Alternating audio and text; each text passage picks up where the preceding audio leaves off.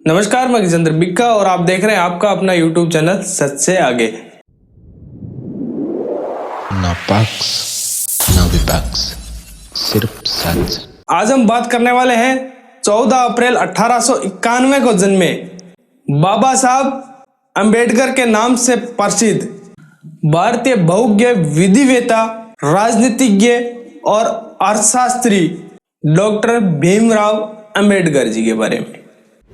भीमराव अंबेडकर जी ने दलित बौद्ध आंदोलन को एक नई दिशा दी और समाज में दलितों के सामाजिक भेदभाव को दूर करने का काफी हद तक प्रयास किया।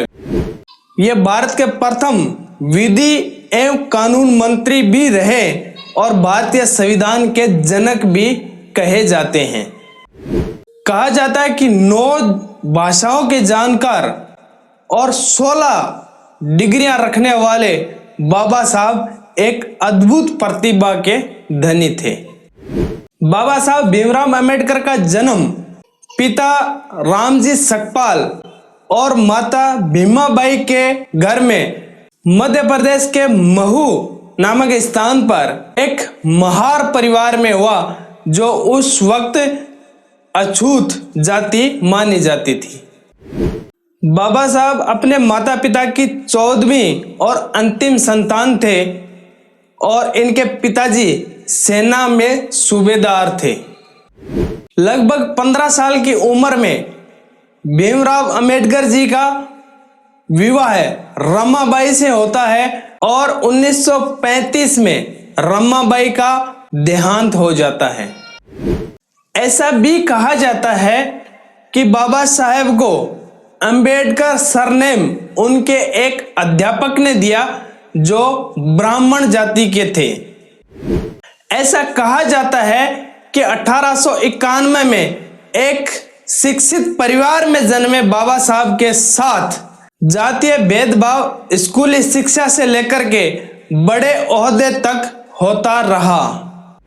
कोलंबिया विश्वविद्यालय से एमए और पीएचडी करने वाले बाबा साहब को संविधान ड्राफ्टिंग कमेटी के अध्यक्ष पद पर नियुक्त किया गया था। कहा जाता है कि संविधान सभा की ड्राफ्टिंग कमेटी में 389 सदस्य थे, लेकिन संविधान अकेले बाबा साहब ने लिखा और इस हिसाब से बाबा साहब को भारतीय संविधान का जनक कहा जाने लगा।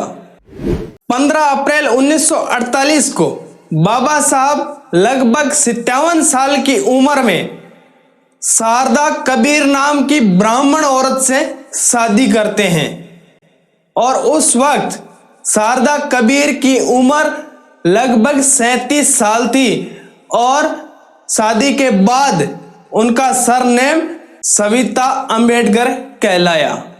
एक तरफ 57 साल की उम्र में बाबा साहब शादी करते हैं और लगभग उसी वक्त भारत का संविधान भी लिखा जा रहा था और एक तरफ बाबा साहब रक्तचाप और मधुमेह जैसी गंभीर समस्या से भी जूझ रहे थे और अपने निधन से लगभग 2 साल पहले 14 अक्टूबर 1956 को अपने 3.65 अनुयायियों के साथ बौद्ध धर्म अपना लेते हैं और सनातन धर्म को छोड़ देते हैं।